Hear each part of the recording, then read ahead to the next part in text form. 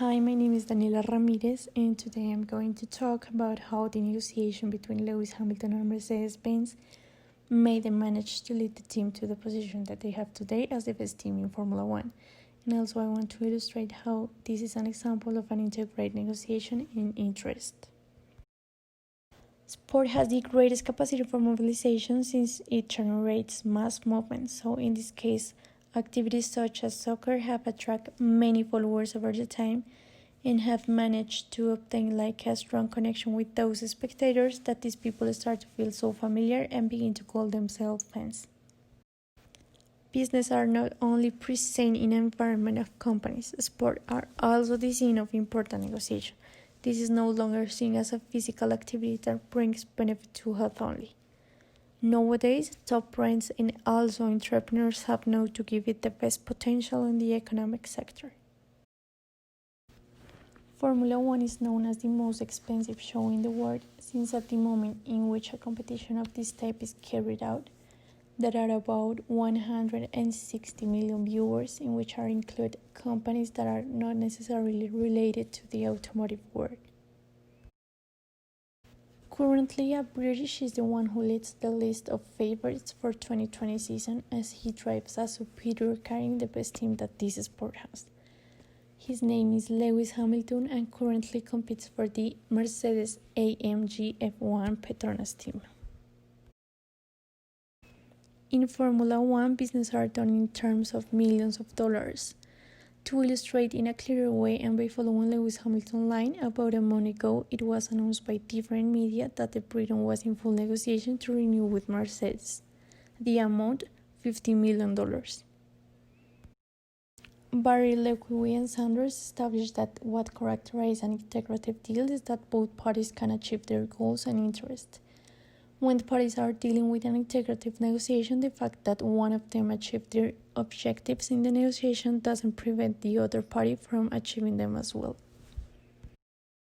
There is a tendency to give greater importance to maintaining a quality relationship between the parties because it is not only about closing the negotiation but also about avoiding possible future problems and working in a pleasant environment, especially in those cases when the negotiation involves several years of joint work as it is in Formula One.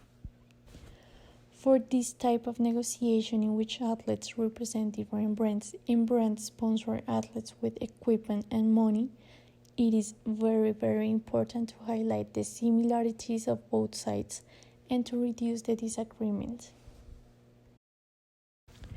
Finally, it is important to highlight that both parties must be committed and see every detail as motivation so that in this way their business relationship becomes very productive.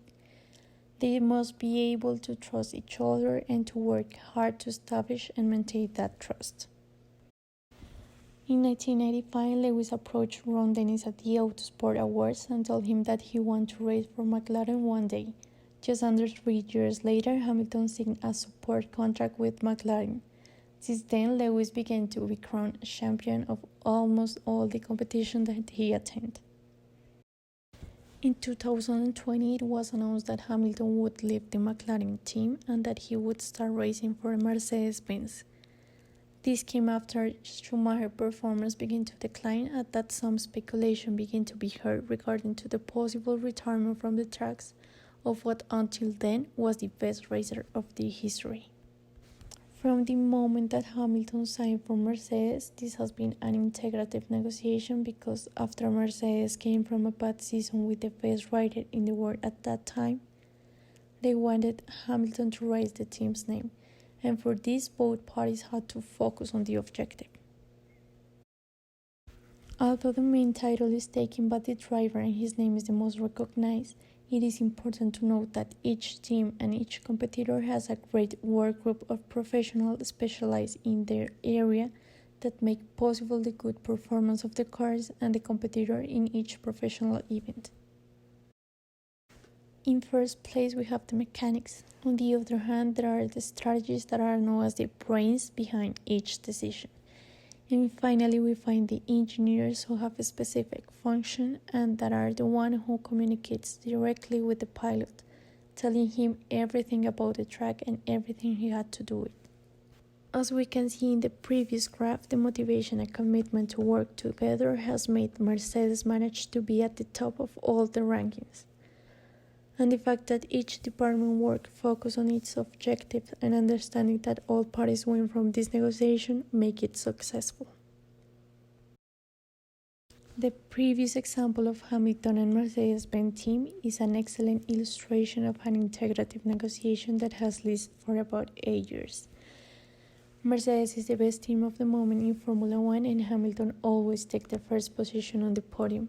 He is the first in 2020 classification, likewise his teammate is the third position on the qualifier. On the other hand, regarding to the process of this type of negotiation, we note that in matter of step 1, it was perfectly defined as it was mutually accepted by both parties. Regarding the step 2, which has to do with the surface and interests and needs, it is also a point in favor for both parties, as we find that there are restricted interests.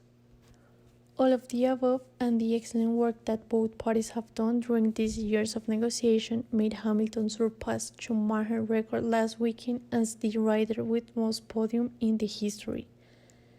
These are undoubtedly very good news for Mercedes and for Hamilton, as it was their goal from the beginning and they worked very hard to achieve it.